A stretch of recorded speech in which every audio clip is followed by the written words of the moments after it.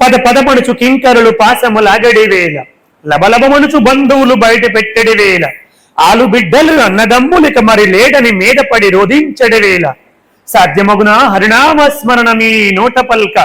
అప్పుడు స్మరిస్తామంటే మన నోట పలకడం సాధ్యమవుతుందా? తల్లి గర్భము నుండి ధనము తేడెవ్వడు, వెళ్ళిపోయిడి నాడు వెంటరాదు. లక్షాధికారైన లవణమన్నమి గాని మెరుగు బంగారము మృంగబోడు.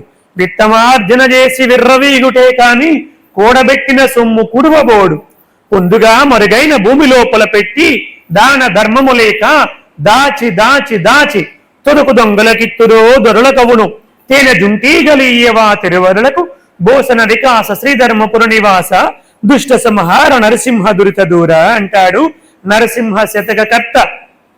కాబట్టి ఉన్నప్పుడే మనం వీటన్నిటిని కూడా సార్థకము చేసుకోవాలి.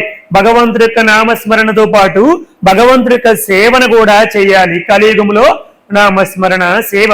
ఏ వేదంబు పఠించలూత భుజగంబే శేస్త్రంబులు చదివే తానే విద్యాభ్యాసంబు నర్చుకరి చెంచు ఏ మంత్రమూహించే బోధావిర్భావ నిదానములు చదువులయ్యా కాదు నీ పాద సంసేవా శక్తియే కాక జంతుతటికి శ్రీకాళహస్తీశ్వర అంటాడు దూర్జటి మహాకవి.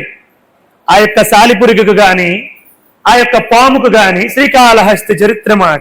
ఆ పాముకు గాని ఆ ఏనుగుకు గాని ఆ కన్నప్పకు గాని ఏమైనా వేదాలు వచ్చా, ఉపనిషత్తులు వచ్చా, బ్రహ్మసూత్రాలు వచ్చా, ఏమైనా తెలుసా? ఏమీ తెలీదు. కానీ భగవంతుడి యొక్క సేవ చెయ్యాలని తపన పడి ఆ ఏమీ తెలియకపోయినప్పటికీ కూడా వాళ్ళందరూ కూడా తరించిపోయారు. కాబట్టి భగవంతుడి యొక్క నామాన్ని స్మరించాలి. భగవంతుడి యొక్క సేవలో ఈ జన్మని సార్థకము చేసుకోవాలి. కాబట్టి ఆ విధముగా అటువంటి సేవని ఈ లోకానికి తెలియజెప్పడానికి ఆ నిరాకారుడే నరాకారణ ధరించి అనేక అవతారాలు ధరిస్తూ ఉంటాడు. అలా వచ్చినటువంటి ఒక అవతారమే